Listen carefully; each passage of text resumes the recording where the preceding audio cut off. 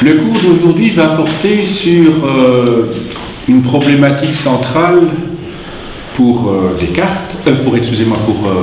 Blaise Pascal, pour lequel la philosophie et d'autre part la théologie entretiennent des rapports qu'il va falloir élucider. Qui est Blaise Pascal, tout d'abord? C'est un auteur que vous avez sans doute, enfin j'espère que c'est le cas, sans doute entendu parler dans vos cours, je ne sais pas moi, de 4e, 5e ou 6e. C'est un grand penseur du XVIIe siècle qui est né en 1623 et qui est décédé en 1662. Autrement dit, il est mort alors qu'il avait 39 ans. Vous voyez, je suppose, quels sont les règnes qui correspondent à la vie de Pascal. Donc il y a d'abord le règne de Louis XIII, qui meurt en 1643. Et puis après, c'est le règne de Louis XIV. Donc il a vécu pendant le règne de Louis XIII et Louis XIV. Et il meurt pratiquement au moment où le jeune roi, qui a 23 ans, va commencer à gouverner seul, sans la présence de son parrain, Giulio Mazzarino, qui est décédé un an plus tôt, en 1661. Donc ça, c'est pour vous donner un petit peu le cadre historique dans lequel mon cours va se dérouler. Alors, Blaise Pascal est mort très jeune et son œuvre est inachevée. De son vivant, il a véritablement publié comme œuvre conséquente que les provinciales, ce sont des lettres qui sont adressées justement à un provincial. Je vous montre ici donc un exemplaire de ce livre dans la collection Garnier-Flammarion. Il va publier également de son vivant quelques opuscules scientifiques. Il s'intéresse aux mathématiques et à la physique surtout. Et en matière de mathématiques, il est l'auteur, enfin plutôt un des inventeurs de l'analyse infinitésimale. Peut-être que ça rappelle des souvenirs à ceux qui ont fait des études mathématiques un peu poussées en secondaire. Moi, ça ne me rappelle pas spécialement de bons souvenirs. Et d'autre part, puisque j'étais en latin maths, donc j'avais 9 heures de maths en métaux, et quand même beaucoup. Et d'autre part, il est un des inventeurs du calcul des probabilités.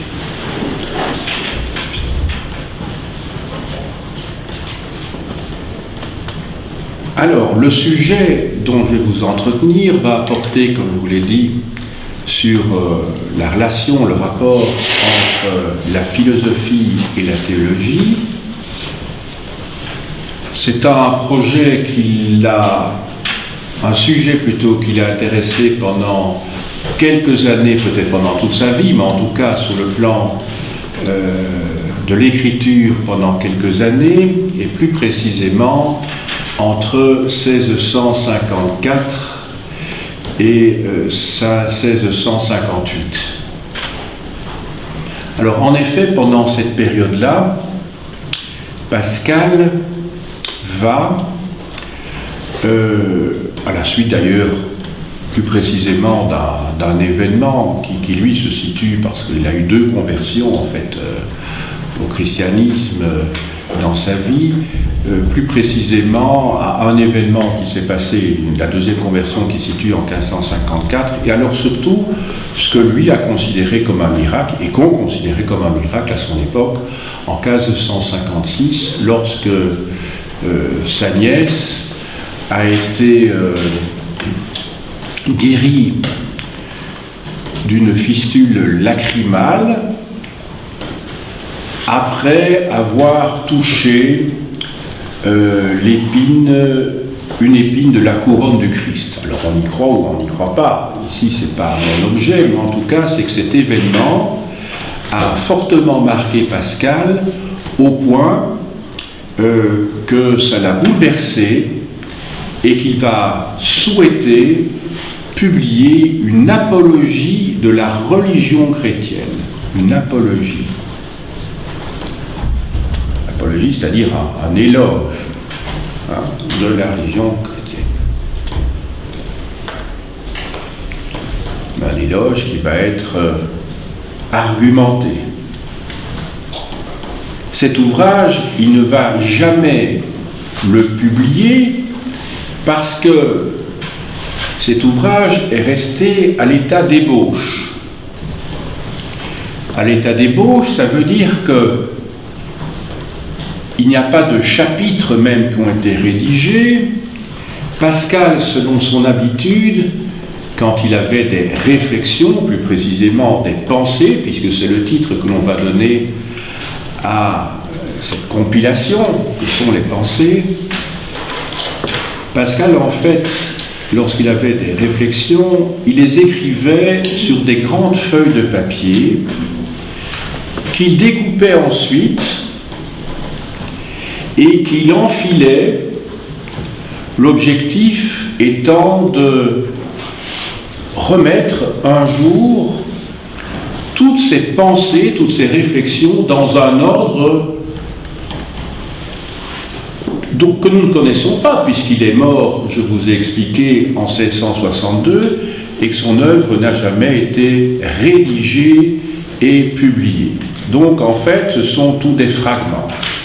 Ces fragments sont au nombre d'un peu plus de 950, et il est très difficile de comprendre la pensée d'un auteur lorsque celle-ci n'a pas trouvé sa destination naturelle, c'est-à-dire la publication.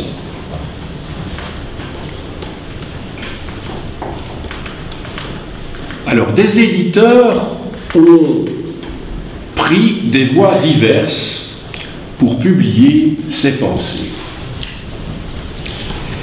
Il y a la voie la plus simple qui consistait à tout simplement publier ces pensées dans l'ordre où elles se trouvaient enfilées, c'est-à-dire dans un désordre certain, puisque Pascal a noté au fur et à mesure, pendant plusieurs années, les réflexions qui lui venaient à l'esprit sur des petits morceaux de papier.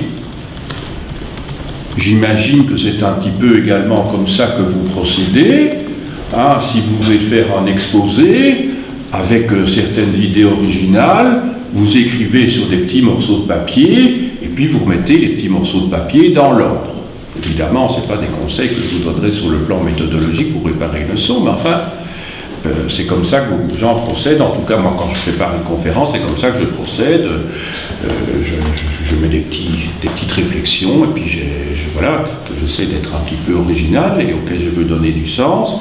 Et puis, alors, à un moment donné, j'essaie de structurer tout ça, j'en fais un plan, et puis, si je veux publier, je rédige. Mais en général, ce sont tous des petits morceaux de papier que je vais mettre dans un certain ordre. Ce sont des fiches, autrement dit. Ce sont des fiches. Pascal, donc, procédait de cette manière-là, et donc, un de ses éditeurs, qui s'appelle Lafuma, L-A-F-U-M-A,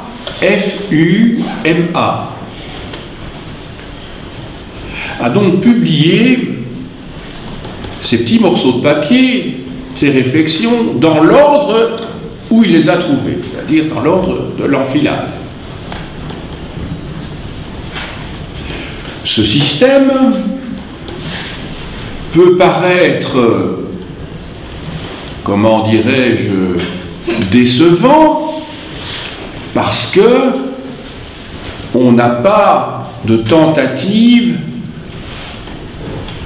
de thématiser, je dirais, les différentes idées qui sont venues chez Pascal.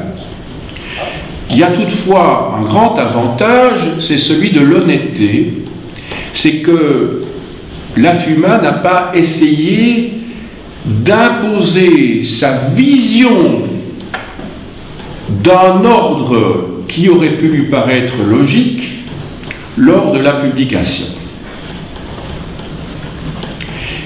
Il y a une autre tentative qui a été faite, c'est celle d'un philosophe, d'un éditeur qui s'appelait Brunswick. Je vais peut-être écrire ces noms au tableau parce que c'est compliqué de faire des fautes. Donc le premier c'était Laffuma, le second Brunswick.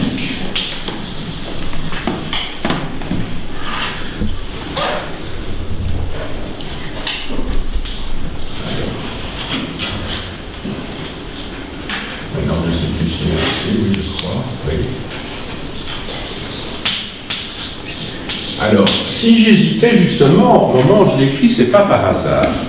Parce que quand on donnerait naturellement, on mentionnerait ce nom de Brunswick, on l'écrirait autrement. Il se fait que lui-même tenait beaucoup à son V et à son C, parce que si on l'écrivait spontanément à l'allemande, on mettrait un W, et puis ce ne serait pas CG, mais ce serait plutôt un H. Ça va? Or là, voilà, son nom s'écrit comme ça. Donc il tenait beaucoup à son VC, donc ça faisait l'objet de plaisanteries évidemment à l'université. Alors, Brunswick, lui, il a procédé autrement. Il a classé thématiquement les différentes pensées qui sont donc au nombre de plus de 950.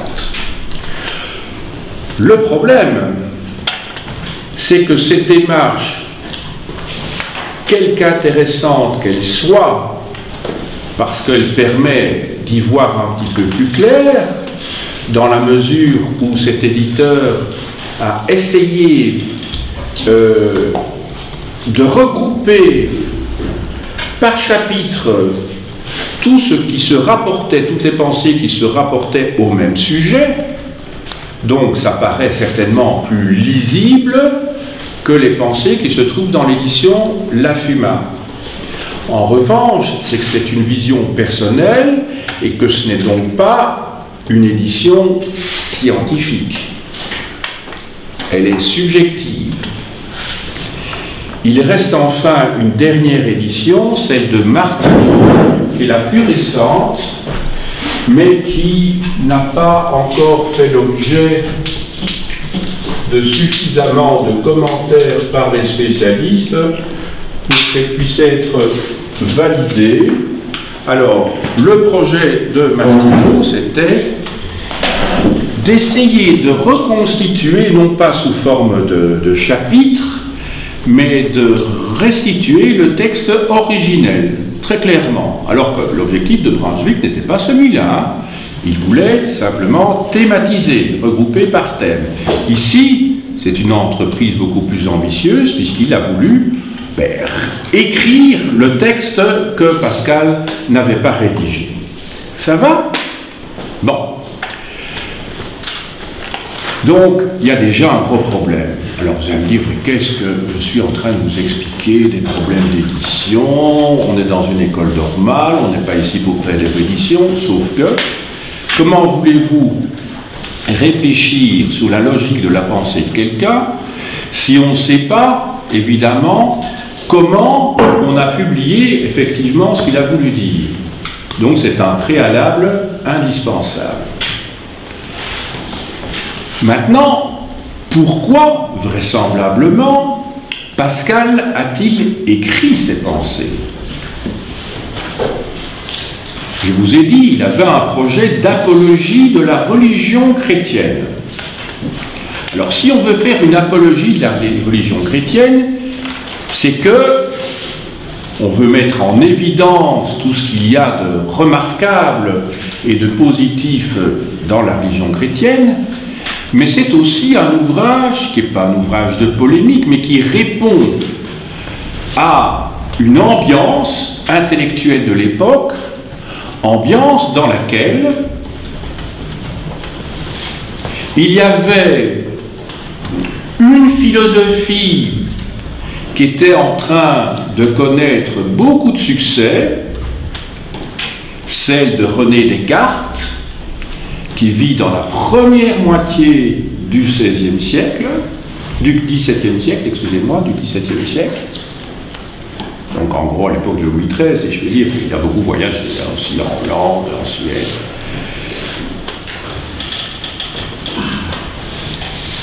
Et aussi réagir sans doute face à un courant qui se développe dans la première moitié du XVIe siècle et ensuite qui est le courant libertin.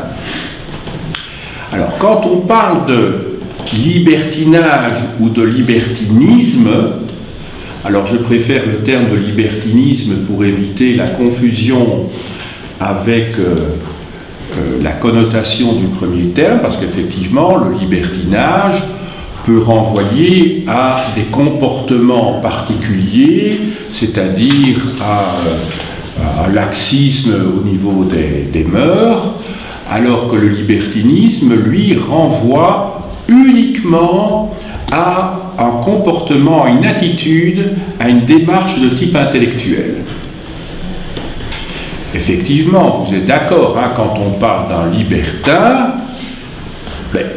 à l'heure actuelle, on pense plutôt à quelqu'un qui a des mœurs très libres, hein, qui ne tient pas compte des principes qui sont élaborés par la société et qui vit un petit peu comme il l'entend.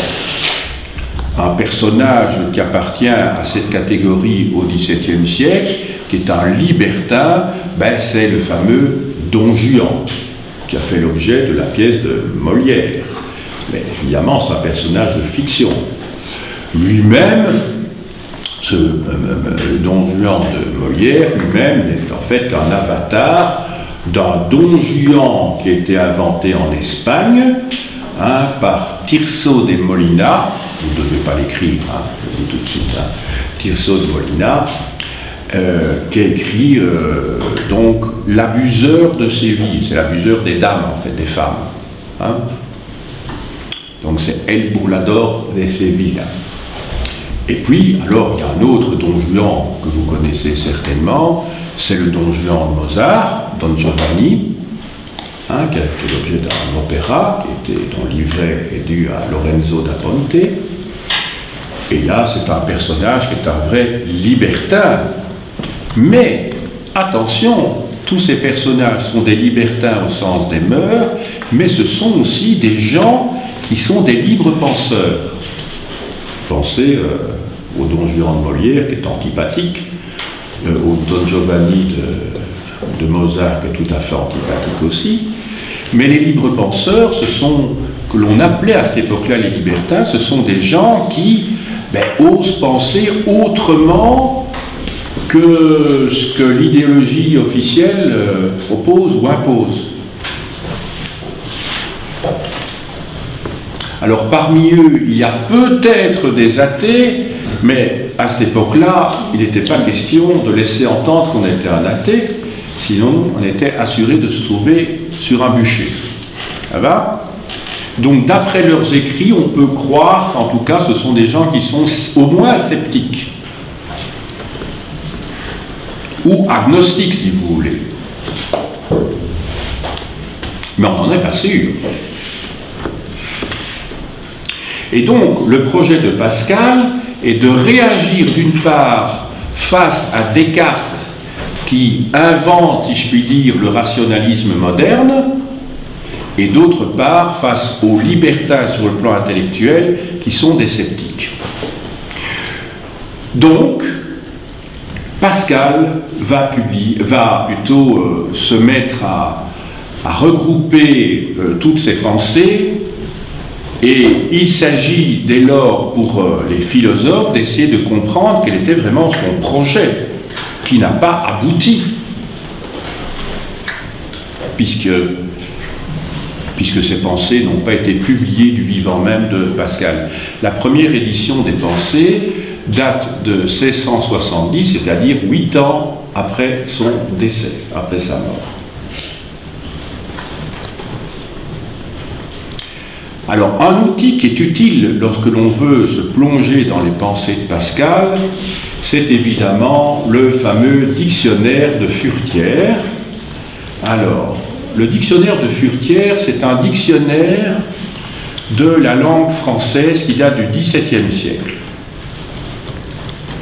C'est un dictionnaire très important qui nous permet de pouvoir comprendre la signification du français du XVIIe siècle, parce que c'est un français qui est magnifique. Hein, quand on lit le français du XVIIe ou du XVIIIe siècle, c'est une langue superbe, mais il y a des mots qui n'ont peut-être pas le même sens au XVIIe siècle qu'aujourd'hui. Les mots évoluent à travers le temps.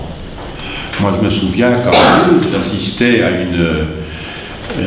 une pièce de théâtre de Molière, c'était le Misanthrope, dans un théâtre, et à un moment donné, tout le monde se met à rigoler. Moi, je ne rigole pas, parce que je comprenais le sens que Molière donnait à certains mots, alors que tout le monde comprenait le sens actuel. À un moment donné, le Misanthrope, donc Alceste, dit qu'il n'en a rien à cirer. Enfin, je ne me souviens plus tout à fait du contexte, parce que j'ai vu cette pièce il y a très très longtemps, il y a plus de 30 ans, ou 40 ans, je ne sais plus. Et donc, à un moment donné, je crois que c'est Alceste qui dit « Ah, ben, ce document, je vais le mettre au cabinet. » Toute la salle s'est mise à rigoler. Mais moi, je savais évidemment qu'un cabinet au XVIIe siècle, ce n'était pas évidemment des water closets, c'était pas du tout... voilà, qu'un cabinet, à cette époque-là, c'est tout simplement un petit tiroir qui se trouve dans un bureau. Et donc, le mettre dans le cabinet, c'est dans la petite cabine qui se trouve dans mon bureau. Donc, moi, j'ai pas ri. Mais tout le monde rigolait comme s'il allait les mettre, excusez-moi, au joke, au shot, hein, et tirer la chasse. Non, c'était pas ça du tout. Donc, vous voyez qu'il est très important, surtout quand ce sont des langues, une langue qui est celle que l'on pratique, notre langue maternelle, et puis de faire des contresens de ce type-là. Et on a souvent des contresens. Alors là, je ne parle même pas du vocabulaire des précieuses chez Molière, hein, qui parle de commodité pour parler des fauteuils, etc. Ça, c'est assez connu, évidemment. Alors, je vous montre ce dictionnaire de Furetière. Ici, je vous montre une édition anastatique, c'est-à-dire une édition sous la forme de photocopie, de l'édition de 1690, voilà, et qu'il faut avoir en main, à mes yeux, lorsqu'on travaille sur des textes du XVIIe siècle, qui pourraient, le cas échéant, nous tromper. Donc voilà, je vais vous montrer quelques pages. Voilà. Alors, ça a été réédité par les éditions Le Robert, que vous connaissez bien. Il y a 3 volumes. Et je dois dire que je ne me rendais pas tout à fait compte de ce que je faisais lorsque je l'ai acheté il y a plus de 35 ans. Parce que j'étais pas riche à l'époque. J'avais été dans un salon des éditeurs.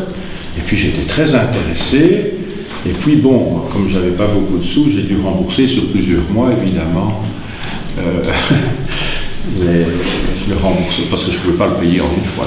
Enfin, bon, ça c'est pour la petite histoire, c'est secondaire. Mais enfin, c'est un ouvrage qui m'a accompagné pendant toute ma vie et auquel je tiens beaucoup. Voilà. Alors, maintenant, on va aborder le projet vraiment de Pascal lui-même.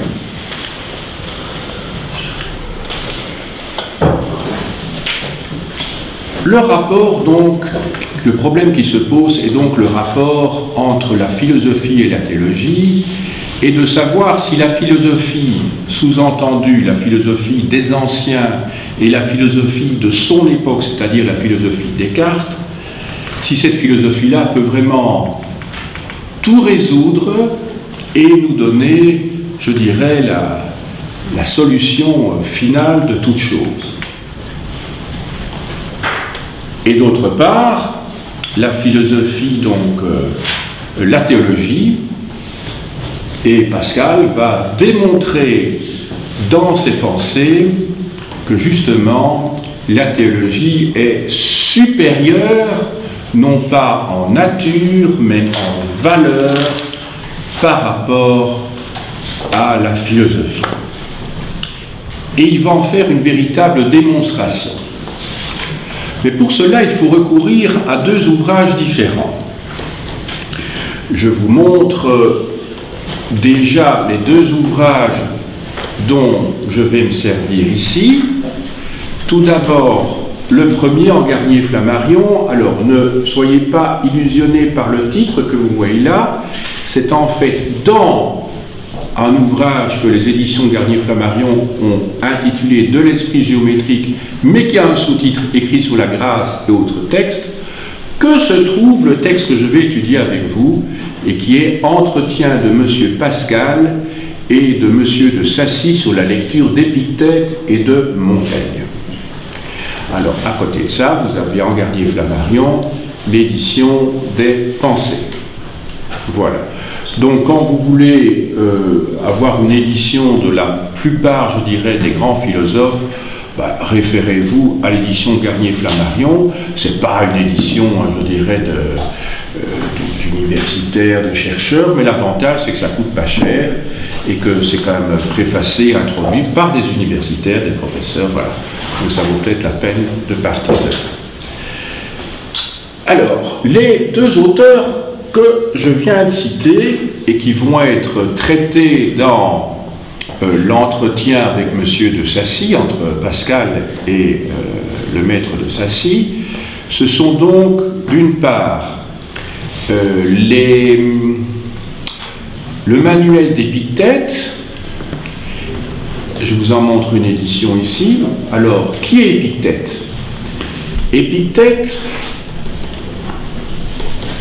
Épictète, en fait, c'est un philosophe stoïcien qui vivait dans la deuxième moitié du 1er siècle de notre ère, donc il est né vers 50 après Jésus-Christ, et il serait décédé vers 120 ou 130 de notre ère. Donc il serait mort à 70 ans, 80 ans, on ne sait pas très bien. N'oubliez pas qu'à cette époque-là, il n'y a pas d'état civil. Il n'y a pas non plus de registres paroissiaux qui sont utilisés pour cause, et donc ce qui permet d'identifier, si vous voulez, ou de repérer les dates de naissance et de mort, c'est évidemment lorsqu'on fait de la critique interne de ces livres, et on essaie de voir quels sont les personnages qui sont mentionnés et qui semblent être des contemporains ou qui paraissent être décédés, et ceux qui ne sont pas cités et qui devraient être, qui logiquement, vu la nature du propos, devraient être cités, ça veut dire qu'ils ne sont pas encore nés ou qu'ils ne sont pas encore devenus célèbres. Et donc ce sont des éléments de critique interne, donc il faut lire le livre même. Alors bon, c'est un grand classique. Hein. Vous voyez que ce manuel d'Épictète est publié et précédé, je dirais, par les Pensées pour moi-même de Marc Aurèle, qui est en fait un de ses élèves.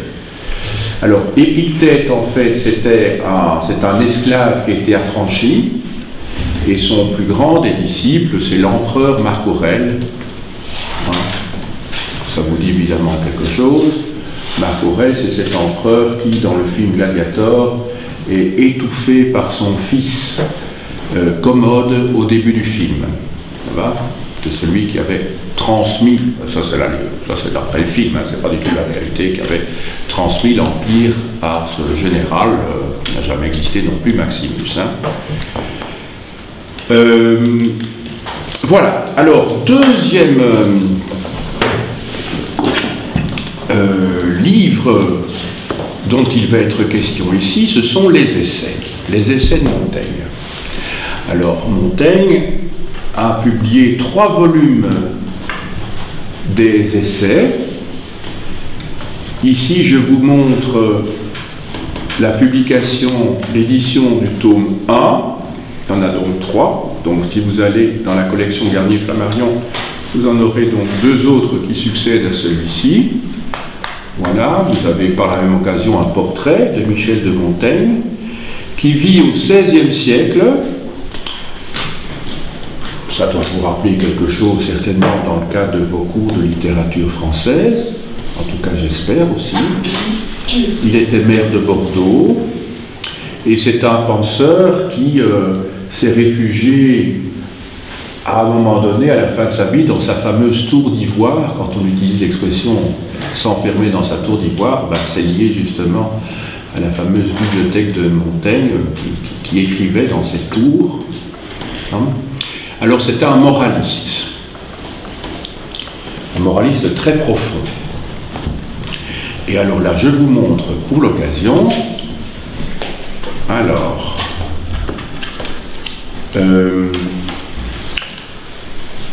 une édition de Montaigne, postérieure de peu de temps après sa mort, voilà.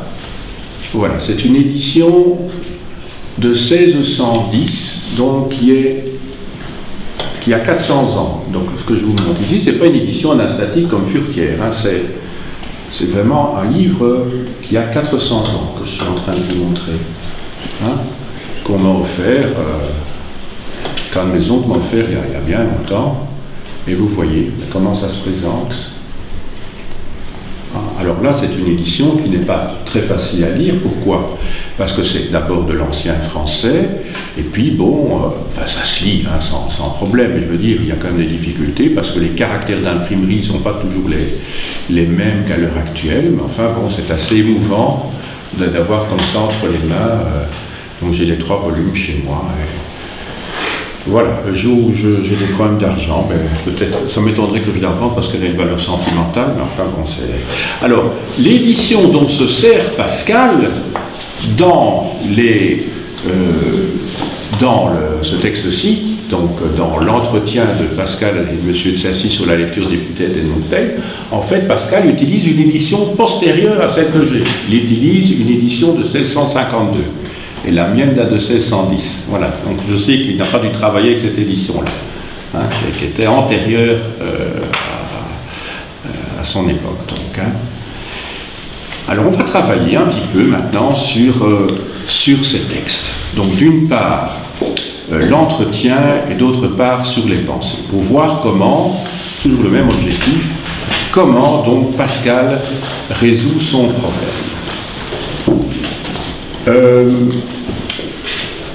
Alors, je vais prendre je me réfère toujours au texte d'époque, hein, parce que quand on fait l'histoire de la philosophie, on a intérêt toujours à retourner au texte d'époque, hein, et ne pas prendre les commentaires. Les commentaires qui ont été faits par des philosophes ultérieurs peuvent être très utiles, bien entendu, il ne faut surtout pas les négliger, mais enfin, c'est quand même le philosophe, c'est Pascal, ce n'est pas les philosophes qui ont écrit sur Pascal, celui dont il va être question ici.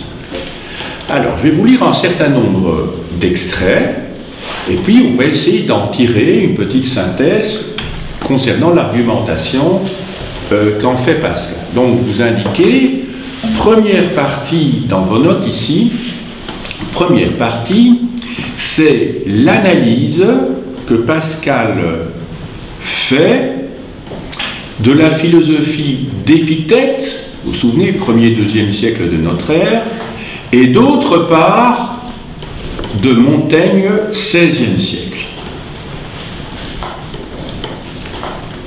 Ce que j'aurais pu vous dire, bien sûr, c'est que le personnage auquel Pascal s'adresse, qui est le maître de Sacy,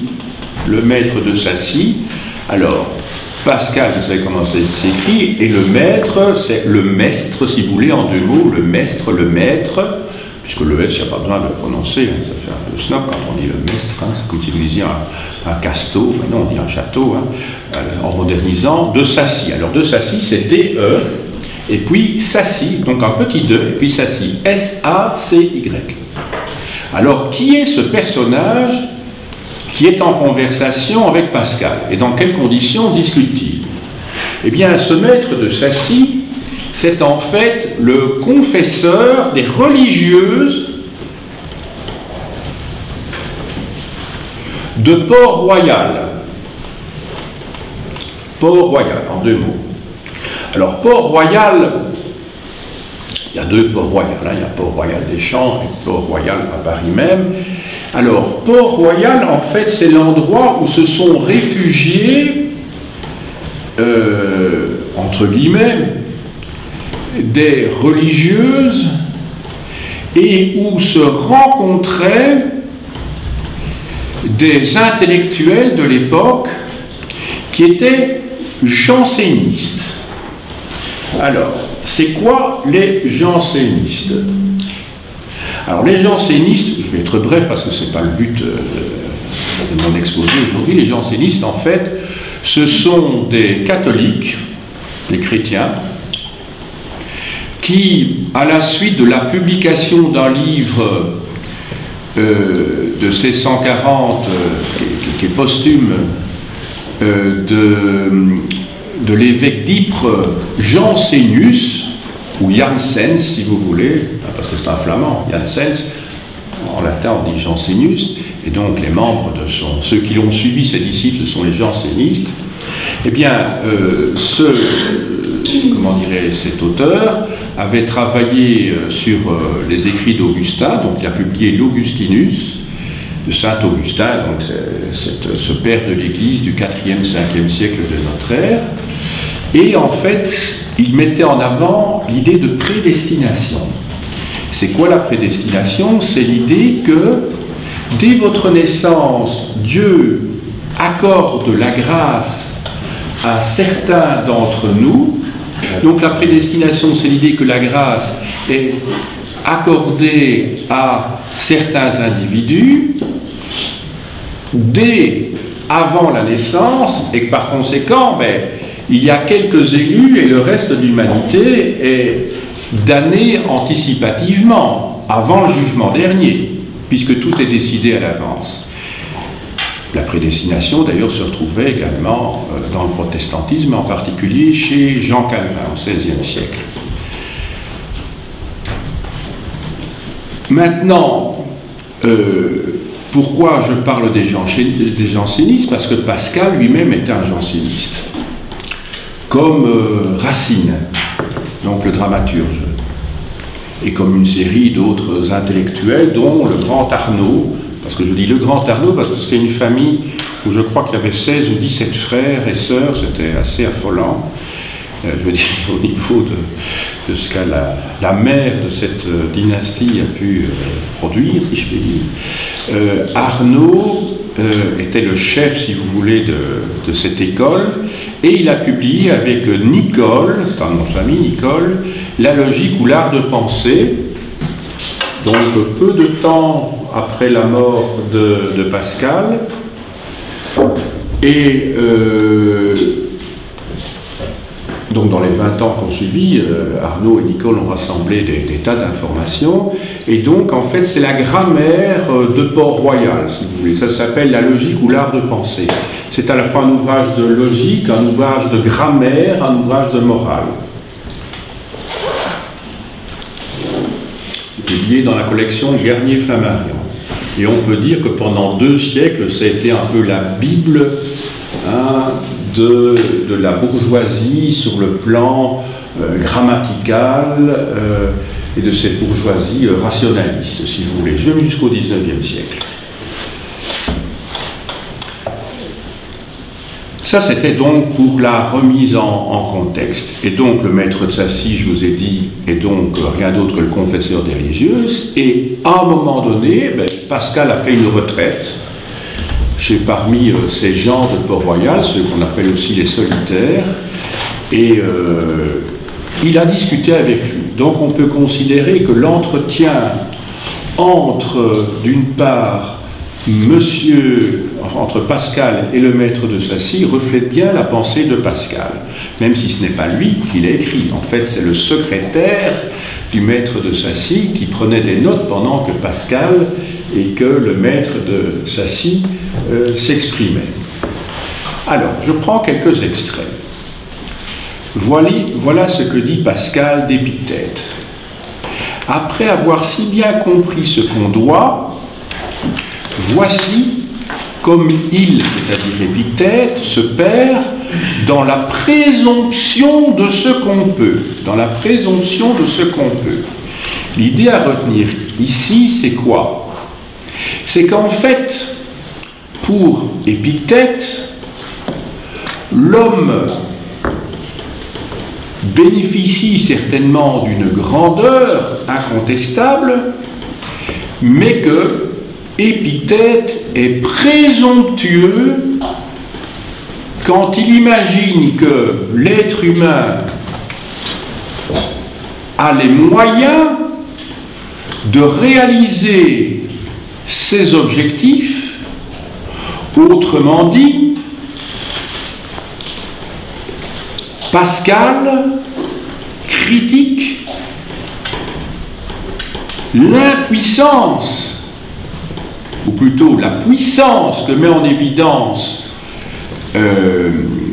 Épithète, alors que celui-ci ne se rend pas compte que l'homme effectivement est grand, mais est impuissant dans la réalisation de ce qu'il veut. Donc vous avez noté, chez Épithète se trouve l'idée de grandeur de l'homme, mais Pascal critique le refus ou l'absence de considération par Épithète de l'impuissance de l'homme. Alors, je vous lis encore quelques autres extraits. Alors là, il faut que je retrouve les passages. Autre passage.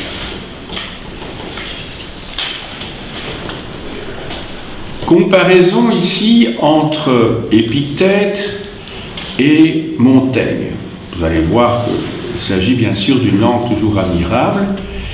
Il me semble, c'est donc Pascal qui s'exprime, il me semble que la source des erreurs de ces deux sectes, autrement dit, la secte, c'est-à-dire le groupe des disciples d'Épithète, et d'autre part, le groupe des disciples de Montaigne. Il me semble que la source des erreurs de ces deux sectes est de n'avoir pas su que l'état de l'homme à présent diffère de celui de sa création. Donc ça veut dire qu'il critique Épithète d'une part et Montaigne d'autre part, de ne pas s'être rendu compte que entre la création par Dieu et d'autre part ce que l'homme est devenu, ce que l'humanité est devenue, cet état n'est pas le même. Alors, autrement dit, l'état prélapsaire que mettent en évidence les deux auteurs, ou plutôt ces deux auteurs auraient dû mettre cet état antérieur à la chute et bien le distinguer de l'état postérieur à la chute d'Adam et Ève lorsqu'ils sont chassés du paradis terrestre. Oui, quand je disais prélapsaire, ça veut dire antérieur à la chute, puisque vous savez que le mot lapsus signifie la chute. Hein. Quand on fait un lapsus, ça veut dire qu'on chute en fait dans notre langage. Hein. Labi, hein, qui est le verbe d'où vient lapsus, labi en latin c'est un verbe déponent qui veut dire tomber. Ça va ? Bon, alors je poursuis. De sorte que l'un, c'est-à-dire Épithète, remarquant quelques traces de sa première grandeur, vous vous souvenez du concept qui était mis en évidence tout à l'heure, et ignorant sa corruption. Ben oui, la corruption, ça veut dire quoi? Bien, ça veut dire que l'état dans lequel on se trouve initialement était peut-être un état parfait, eh bien cet état va se corrompre, c'est-à-dire devenir de plus en plus imparfait à la suite d'événements divers. Donc, de sorte que l'un, remarquant quelques traces de sa première grandeur et ignorant sa corruption, a traité la nature comme saine, et sans besoin de réparateur, ce qui le mène au comble de la superbe. Sans besoin de réparateur, ça veut dire sans prendre en compte ici le fait qu'il y avait un créateur au départ. Donc, Pascal considère qu'Épithète est un orgueilleux, un présomptueux, qui quelque part se met presque au niveau des dieux. Et alors, parallèlement, suite, au lieu que l'autre c'est Montaigne, éprouvant la misère présente. Donc vous voyez, l'un c'est la grandeur, l'autre c'est la misère. Et ignorant la première dignité, donc il fait juste le contraire. Donc pour Épictète, l'homme a toujours été grand, et pour Montaigne, l'homme a toujours été misérable. Alors que pour Pascal, l'homme a connu une période de grandeur avant que l'homme ait été chassé du paradis terrestre, et puis une période de misère depuis la chute. Donc vous voyez bien les trois positions. C'est ça qu'il faut bien avoir en tête, hein. Je répète pour ceux qui n'auraient pas pu prendre note. Donc, il critique le fait que chez Épictète, considère que l'homme a toujours été grand. Il critique le fait que chez Montaigne, celui-ci considère que l'homme a toujours été misérable, alors qu'aux yeux de Pascal, la vérité, elle est entre les deux. Il y a eu un créateur qui a fait de l'homme quelqu'un qui effectivement était grand, et c'est suite au péché originel, c'est-à-dire, vous connaissez la légende, à partir du moment où Ève croque dans la pomme qui vient de l'arbre de la connaissance à la suite de la tentation de Satan, elle transmet cette pomme à Adam, et à la suite de quoi ils sont tous les deux chassés du paradis. Et donc, pour Pascal, il faut bien distinguer l'homme d'avant, qui est grand, de l'homme d'après, qui devient effectivement misérable. Et je crois que je vous avais lu un extrait de la Torah de la Genèse, hein, il y a quelque temps, à ce sujet-là, où j'avais lu... voilà. Ok. Alors, il poursuit, et ignorant la première dignité, traite, donc, c'est Montaigne, traite la nature comme nécessairement infirme et irréparable, ce qui le précipite, c'est-à-dire Montaigne, dans le désespoir d'arriver à un véritable bien, et de là, dans une extrême lâcheté. Entendu? Alors, il y a encore d'autres textes, je vais essayer de les trouver, c'est pas évident. Voilà. J'essaie de les lire dans l'ordre logique, si je puis dire, de la démonstration, qui ne correspondent pas à l'ordre, je dirais, où l'entretien se passe. Je vous avoue, monsieur, donc là c'est Pascal qui s'adresse au maître de Sacy, que je ne puis voir sans joie dans cet auteur, c'est-à-dire dans Montaigne, la superbe raison si invinciblement froissée par ses propres armes. Alors, j'ai terminé avec ça. On poursuit, autre extrait, et puis je vais faire une synthèse. Ne vous en faites pas de tout ceci. Je crois que j'ai déjà finalement largement annoncé cette synthèse. Hein. Alors, page 111, l'extrait qui m'intéresse est le suivant.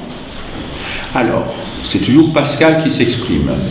C'est donc de ces lumières imparfaites qu'il arrive que l'un, c'est-à-dire Épictète, connaissant les devoirs de l'homme, notez bien, les devoirs de l'homme, sont des stoïciens, c'est un stoïcien, et ignorant son impuissance, se perd dans la présomption. Vous voyez, c'est un remake de ce que j'ai dit antérieurement, plutôt de ce que Pascal écrivait antérieurement.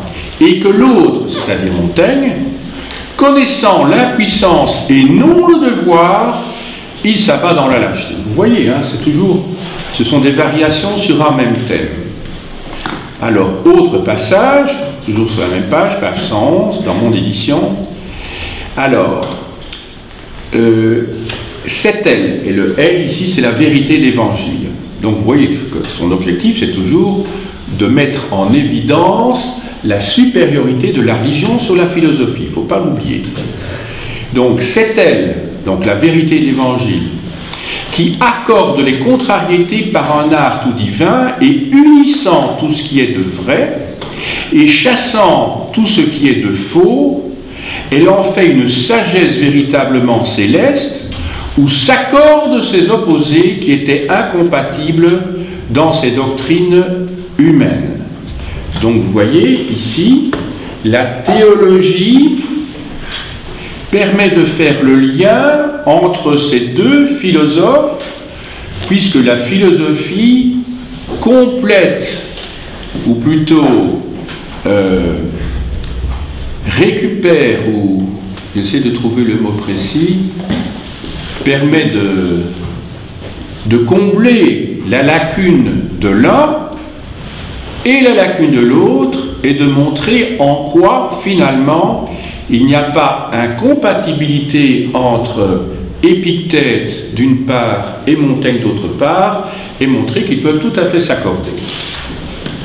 Alors, reste un dernier texte de cet entretien, page 112-113.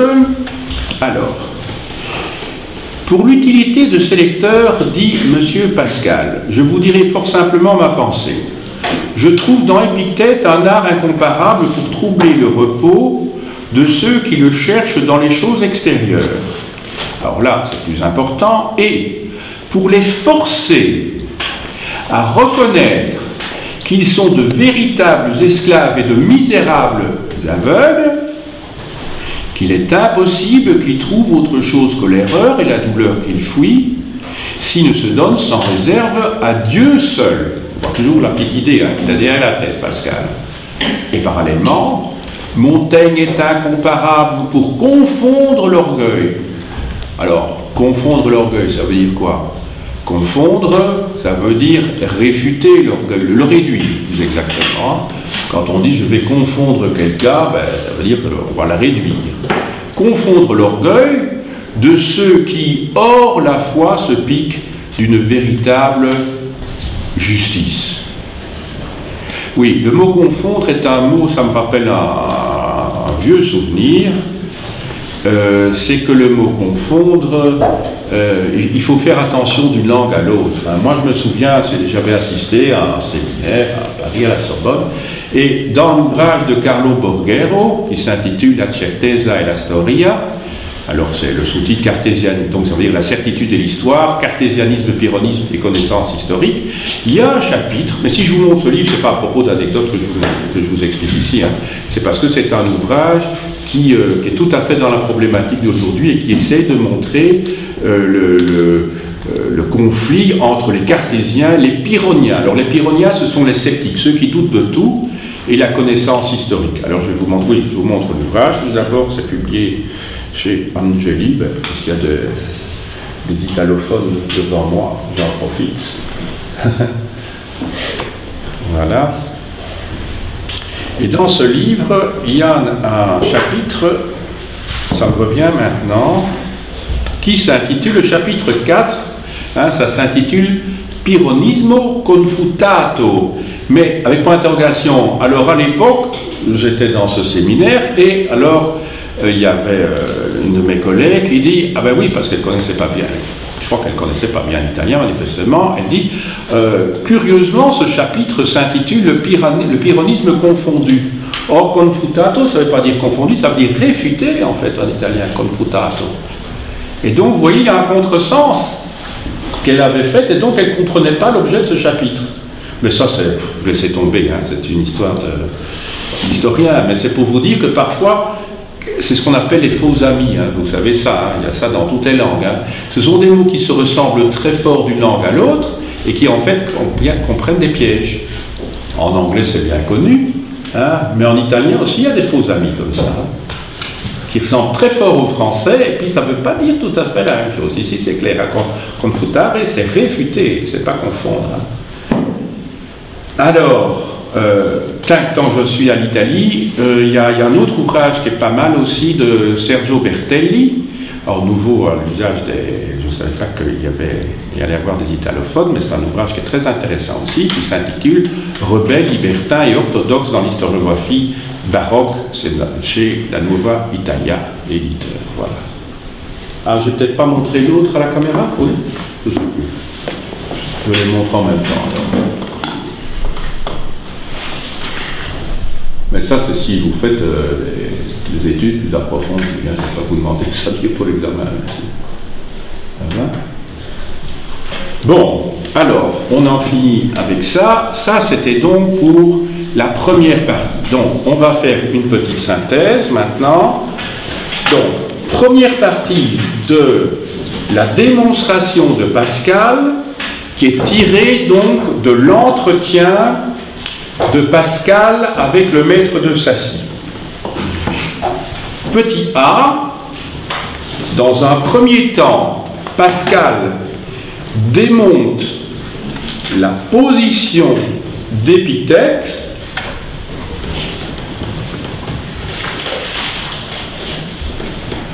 en prouvant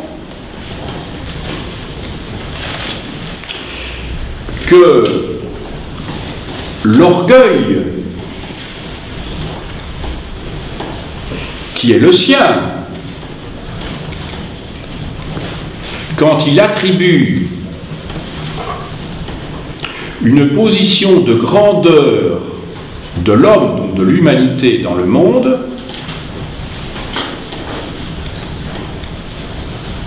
est réfutable.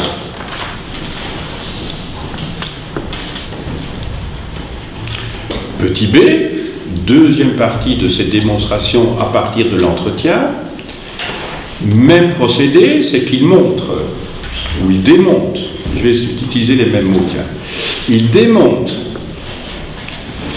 l'idée de Montaigne selon laquelle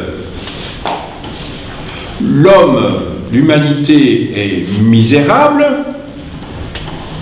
ce qui est en fait une voie sans issue. Et je vous ai montré à la fin de cette démonstration que pour lui, ces deux auteurs, quelque intéressants qu'ils puissent être,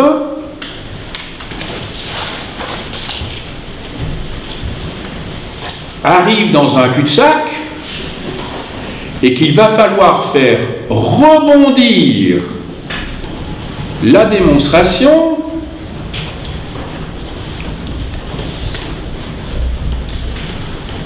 par l'arrivée d'une pensée plus puissante qui est celle de René Descartes, que j'évoquais tout à l'heure.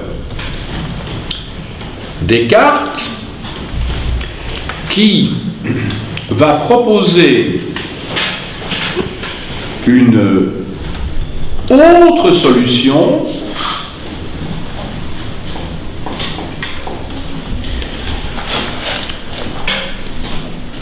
qui va tenter de concilier la grandeur de l'un et la misère de l'autre, tout en n'empruntant pas la voie religieuse. Parce que n'oubliez pas que la vérité de l'Évangile dont il était question tout à l'heure était la voie que préconisait justement Pascal pour montrer que grandeur et misère étaient conciliables. Ici, avant d'arriver à la dernière partie de sa démonstration, Pascal veut tester, je dirais, la pensée cartésienne, qui est la pensée, je dirais, novatrice de son époque,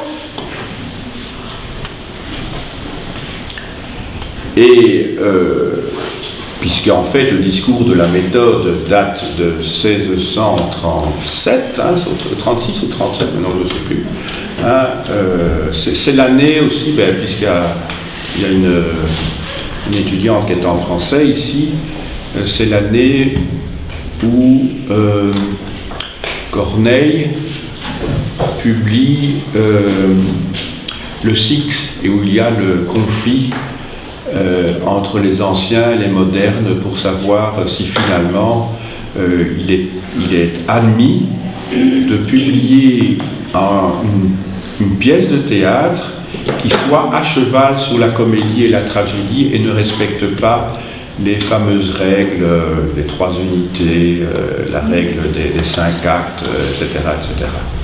Voilà. Donc en fait, le discours de la méthode de Descartes est tout à fait contemporain de ce moment-là. Donc, quand je dis ce moment-là, ça situe combien d'années avant la rédaction? C'est donc 25 ans avant la mise au point de la pensée de Pascal. Là, on est bien d'accord, hein, puisque ça se situe, je vous ai dit, entre 1654 et 1656-58. Alors, on va voir maintenant comment Pascal va réfuter Descartes dans les pensées. Alors, je vais essayer de retrouver les choses dans le... Alors là, je vais peut-être vous donner quand même la référence de chacune des pensées, hein, puisque je vous ai dit qu'elle porte un numéro qui est différent suivant l'édition Brunswick et l'édition Lafuma. Je vous donne donc le numéro de l'édition Brunswick, qui n'est peut-être pas l'idéal, mais qui a l'avantage d'être l'objet de cette édition, donc en Garnier-Flammarion. Alors, pour commencer, en introduction, voilà ce que dit Descartes. Pascal, excusez-moi, je ne sais pas pourquoi je les confonds tout le temps. Alors, c'est en vain, ô homme, que vous cherchez dans vous-même le remède à vos misères. Toutes vos lumières ne peuvent arriver qu'à connaître que ce n'est point dans vous-même que vous trouverez ni la vérité ni le bien. Les philosophes vous l'ont promis et ils n'ont pu le faire. Ils ne savent ni quel est votre véritable bien, ni quel est votre véritable état. Donc, vous voyez ici que dit Pascal, c'est que les philosophes, ils vous proposent des solutions, mais qui sont, parce qu'elles sont souvent contradictoires, se neutralisent les unes les autres, elles s'anéantissent les unes les autres. Et donc, par conséquent, ça veut dire que la philosophie, toute géniale qu'elle puisse être dans ses démonstrations et dans ses raisonnements, n'est pas la voie, puisque des gens très géniaux parviennent à démontrer des choses contraires à partir d'une même méthode qui est celle de la rationalité. Vous vous souvenez de ce que je vous ai dit dans ma leçon introductive au début de ce semestre? Problème de la rationalité. Et ici, très clairement, Pascal laisse entendre que la voie se trouve ailleurs. Il dit quoi? Il dit « Ne cherchez pas en vous-même la vérité ». Donc il s'oppose à toute vision, je dirais, immanentiste. L'immanence, c'est quand la vérité, vous la trouvez en vous-même, à l'intérieur de vous-même. Immanence. Immanence, ça vient d'un verbe latin qui est manere, maneo, qui veut dire rester, ce qui reste à l'intérieur. Immanence. Et donc, il dit, mais la voie, manifestement, est transcendante. C'est là que se trouve la solution, transcendante. Ce qui vient d'en haut, ce qui vient d'extérieur. Il ne cite pas ici l'idée, le nom de Dieu, mais c'est de ça, très clairement, dont il s'agit. Donc, il oppose, d'une part, la voie transcendantale, c'est la voie divine, qui annonce déjà la conclusion de son raisonnement, à la voie immanentiste, c'est-à-dire la voie selon laquelle l'être humain, grâce au raisonnement philosophique, peut trouver la voie en lui-même. Entendu? Alors, je continue. Alors, j'étais arrivé à l'extrait numéro, parce que tous ces extraits sont numéros, et je dois les lire dans un ordre logique. Sinon, ça n'a pas de sens. En fonction de la démonstration, je dis bien. Oui, ici, je vous avais dit que je vous dirais chaque fois le... C'est malin. Alors, qu'est-ce que j'ai fait du machin maintenant? Oui, donc, maintenant je ne trouve plus la page. Oui, en fait, c'est la pensée 430, celle que je viens de vous lire. Ça va? La pensée 430. Alors maintenant, autre extrait. Alors, c'est la pensée 365, donc dans l'édition de Brunswick.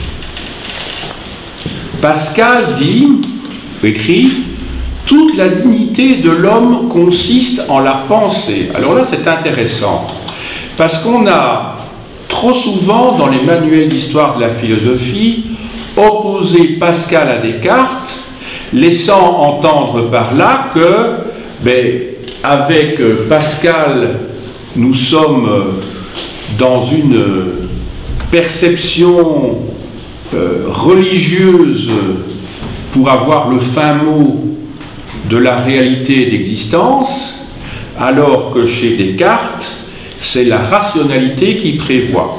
Quand il dit ceci, toute la dignité de l'homme consiste en la pensée, ça veut dire que l'opposition n'est pas aussi catégorique. En tout cas, sur ce point-là, il rejoint donc Descartes. Ah oui, je peux peut-être vous donner quand même quelques explications sur Descartes, parce que pour moi c'est devenu évident, alors que pour certains d'entre vous, peut-être Descartes, vous ne voyez peut-être pas tout à fait de quoi il s'agit. Alors Descartes, qui vit dans la première moitié du XVIIe siècle, est un des philosophes les plus connus, je crois, dans l'histoire de la philosophie, avec les anciens dont j'ai pu vous parler précédemment, parce qu'il va mettre au point une méthode dans le fameux discours qu'il écrit. Et pour Descartes,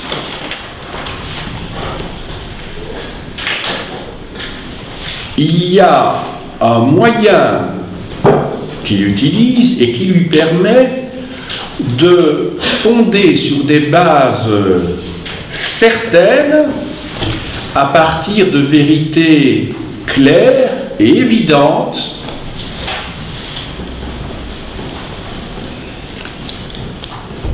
la vérité, c'est-à-dire le discours que l'on va tenir sur la réalité.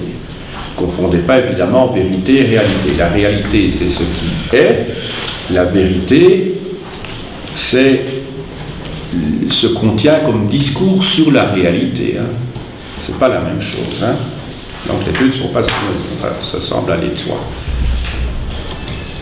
Et donc, Descartes veut tout remettre à plat, et pour tout remettre à plat, c'est-à-dire en voulant volontairement mettre de côté Platon, Aristote et tous les philosophes qui l'ont précédé, il se met dans l'hypothèse où tout ne serait qu'illusion autour de lui.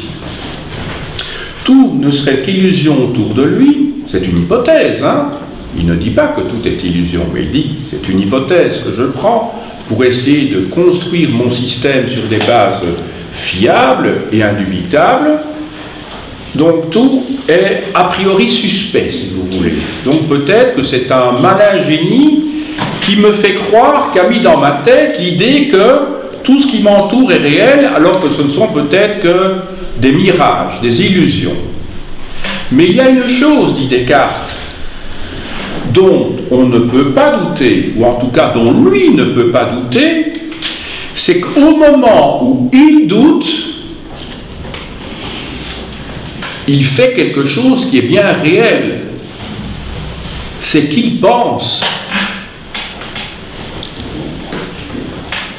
Même si les tables qui m'entourent, les livres qui m'entourent sont des illusions, il y a une chose dont je ne peux pas douter, moi, au moment où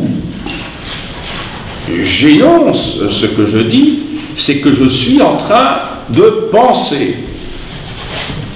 D'où son fameux cogito ergo sum, c'est-à-dire je pense, donc je suis.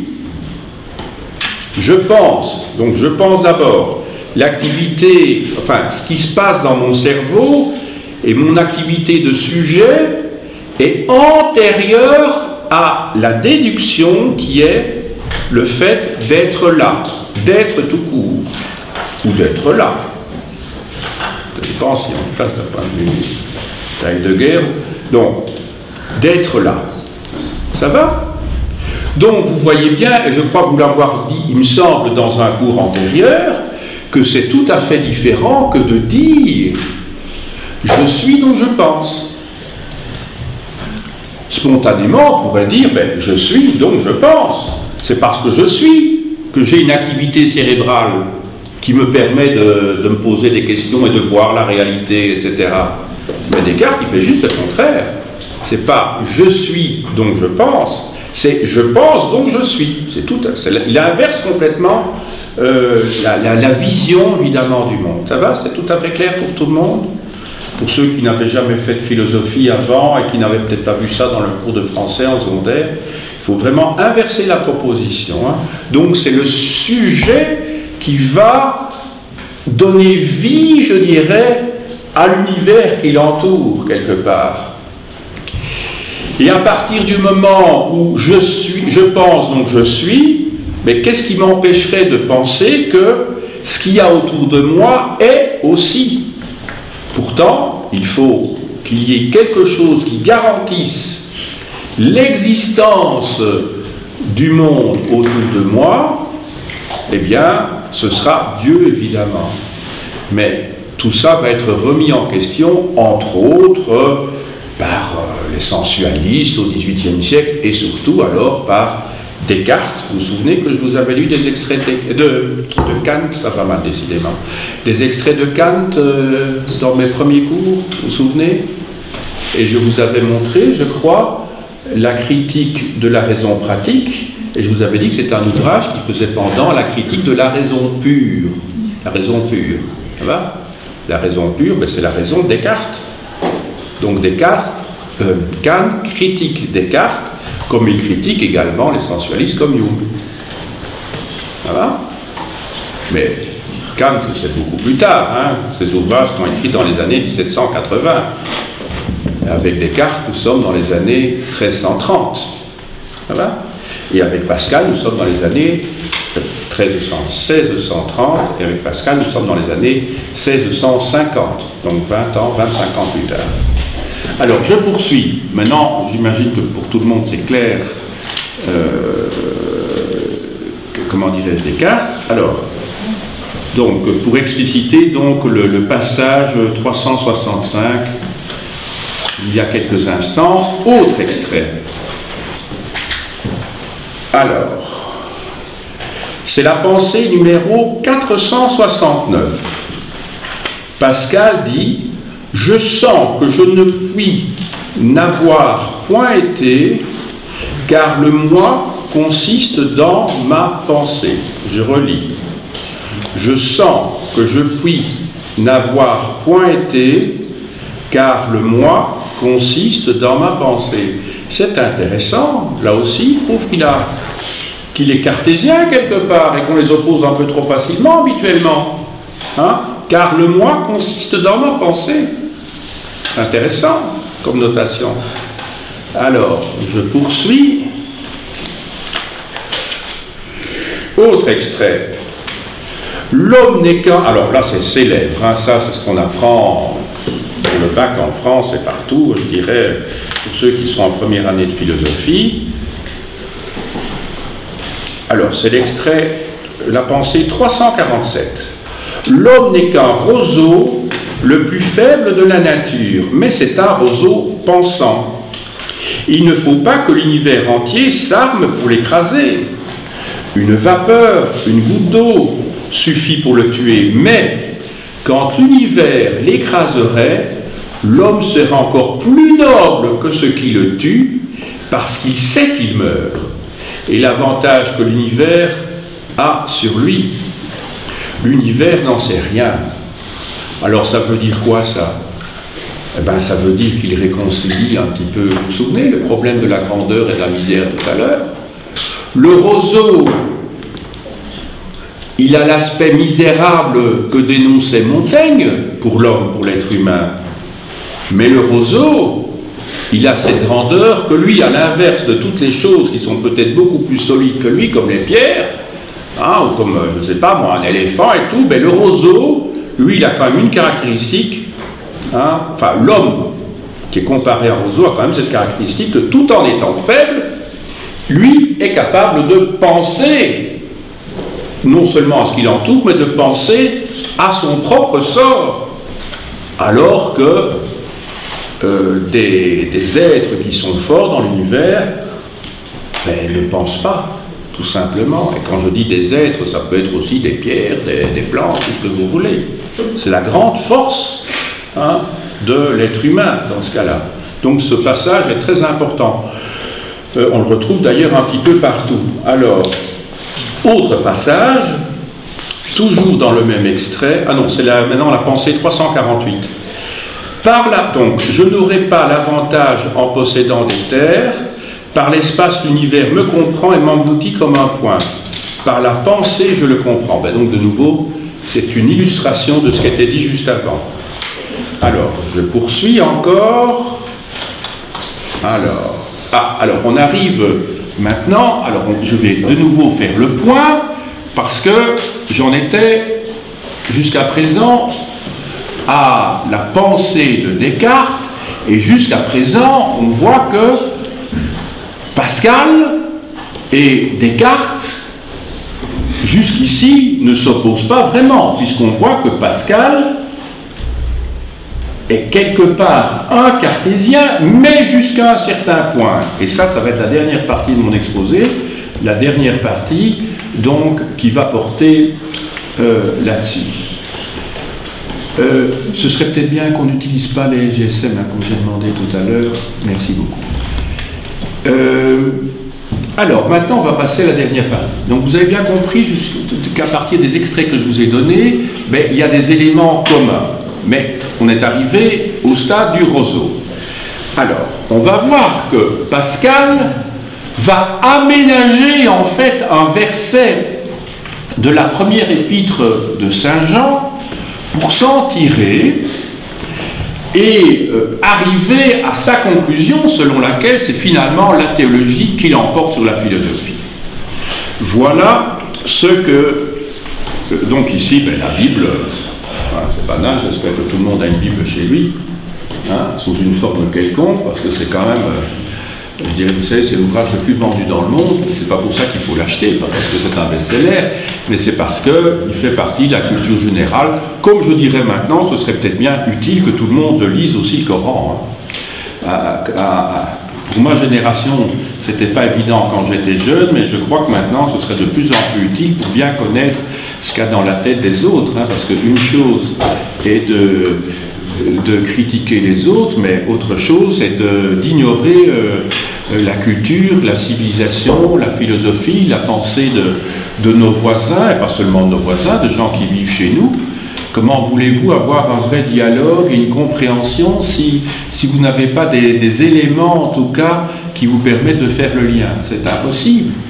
Donc je crois que ça vaut la peine, effectivement, maintenant, pour votre génération, certainement, de lire le Coran, ou en tout cas de lire des introductions au Coran. Alors il faut savoir qui a écrit l'introduction au Coran, que ce ne soit pas évidemment radical, parce que je crois que c'est vraiment très, très formatif.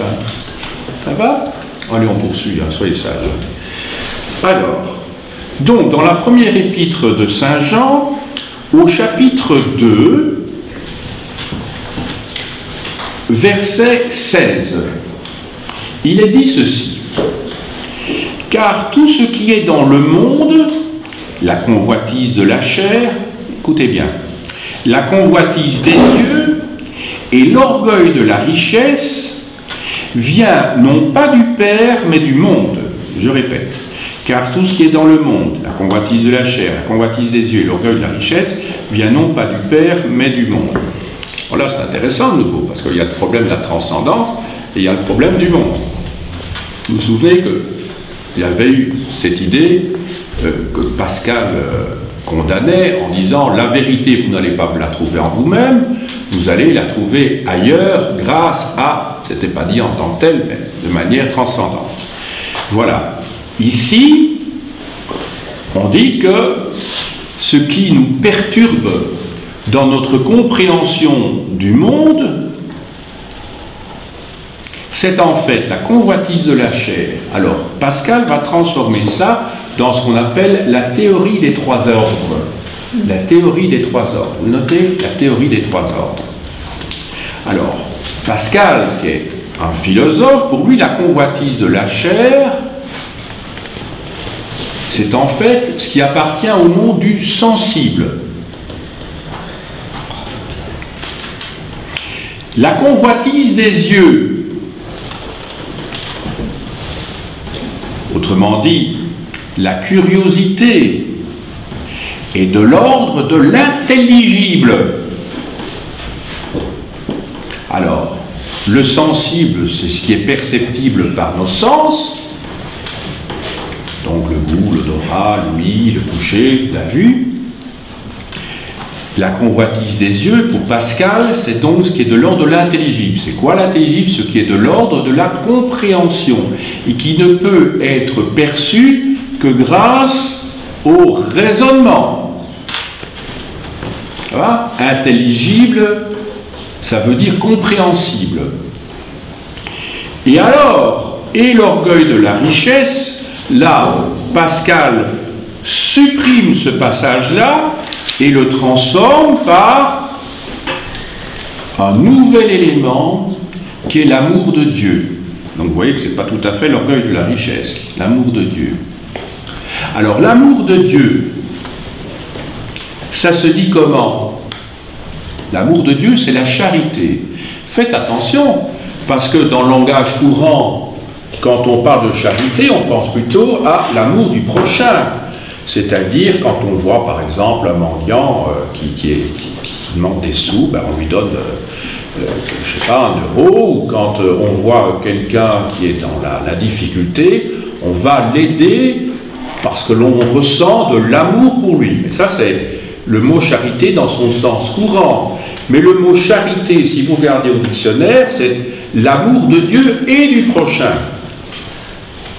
Pour le Christ, les deux sont liés. Parce que quand vous regardez votre prochain qui souffre, vous y voyez le visage de Dieu, en fait. Entendu? Donc ici, là, le mot charité doit être pris dans le sens d'amour de Dieu. Ça va? Réfléchissez un petit peu à l'étymologie du mot charité. Vous savez que je vous embête souvent avec l'étymologie, mais c'est ce qui permet de nous réapproprier notre propre langue quand même. Hein.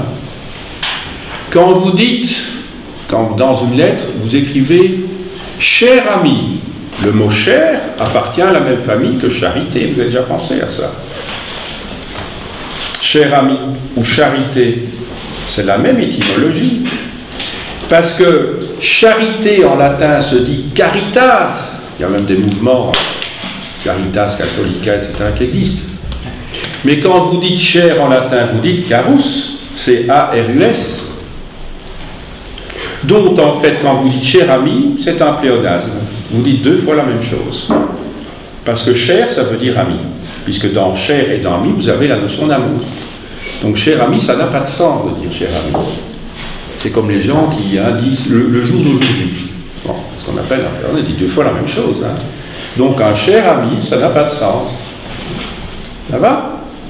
Donc, ici, ça c'était une petite parenthèse, je reviens à ce que je disais. Donc, il y a donc ce troisième ordre à côté de l'ordre sensible et de l'ordre intelligible, l'ordre de l'amour.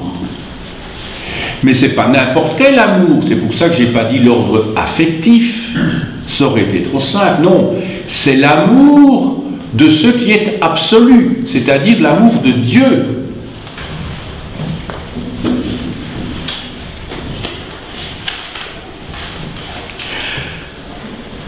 Alors, je vais peut-être prendre quelques textes pour illustrer tout ceci. Alors, c'est la pensée...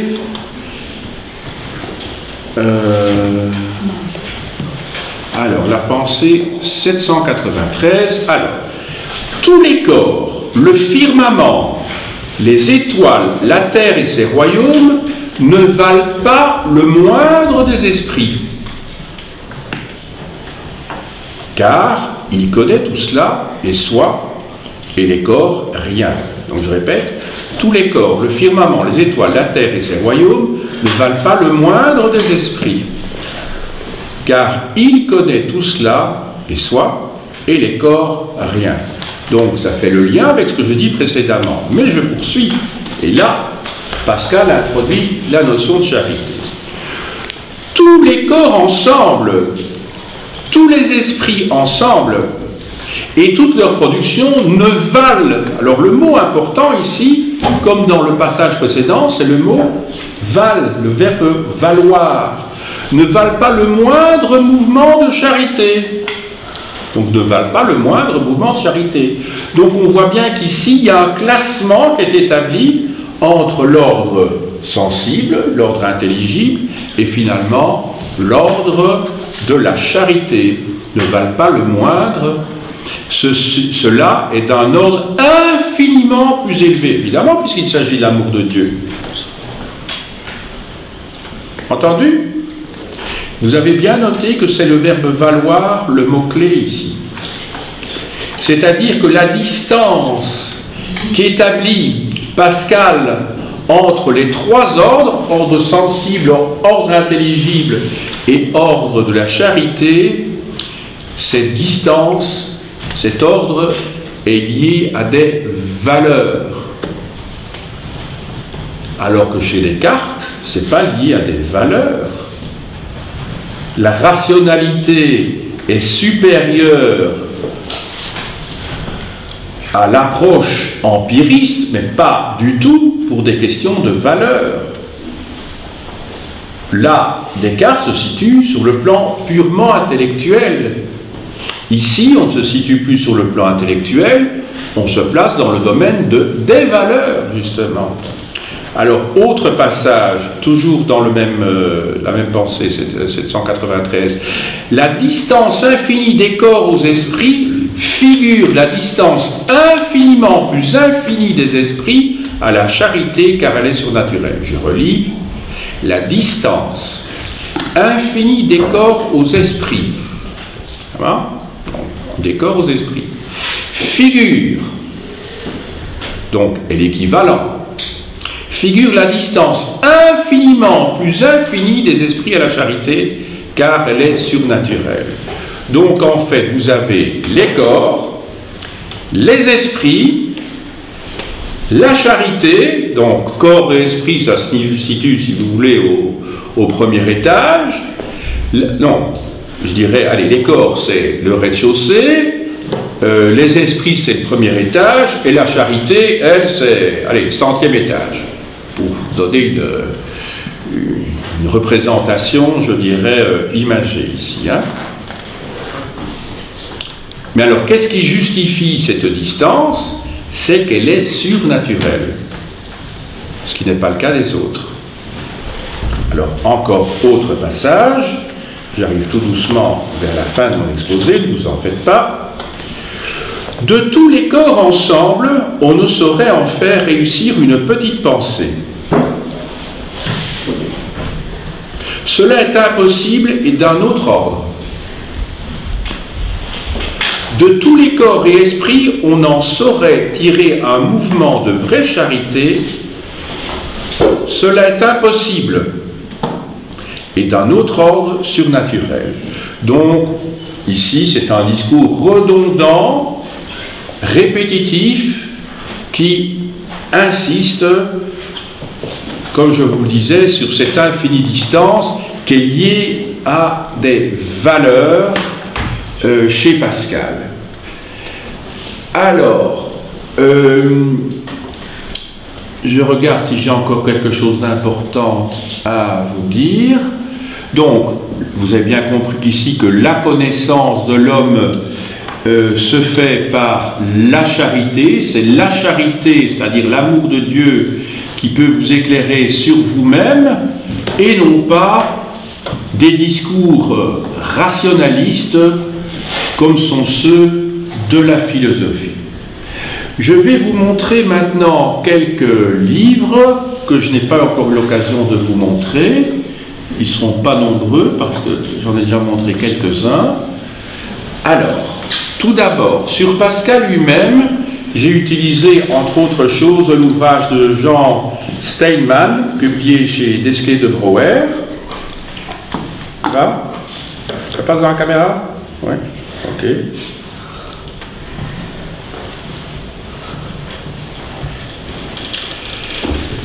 Sur la philosophie du XVIIe siècle, je vous renvoie à Jean-François Revel, Histoire de la philosophie occidentale, la philosophie classique. C'est un ouvrage qui se lit tout à fait aisément dans la collection de livres de poche. Revel était entre autres journaliste à l'Express, mais il est décédé il y a bien longtemps maintenant. D'André Robinet, qui était professeur à l'ULB, La pensée à l'âge classique, donc toujours au XVIIe siècle. Presse universitaire de France, que sais-je.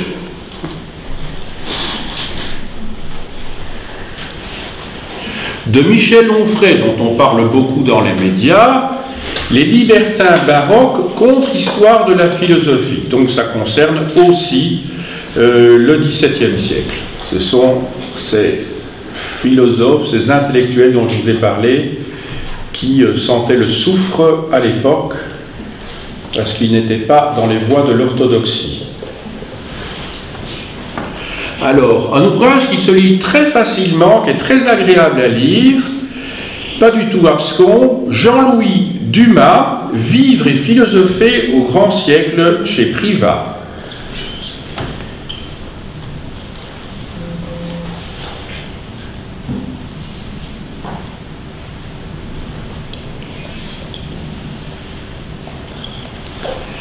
Alors, un ouvrage classique, mais qui est assez épais, le libertinage érudit dans la première moitié du XVIIe siècle, chez Slatkin.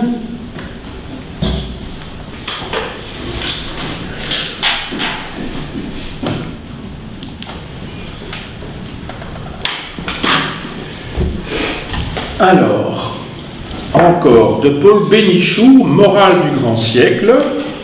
Le grand siècle, c'est le XVIIe siècle, c'est le siècle de Louis XIV, dans la collection Idées en NRF Gallimard.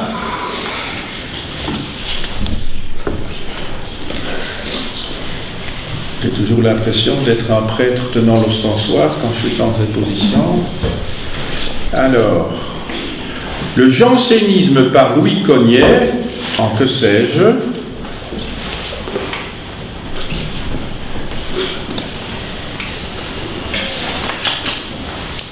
Alors, des extraits du Port-Royal de Sainte-Beuve, le grand critique littéraire du XIXe siècle.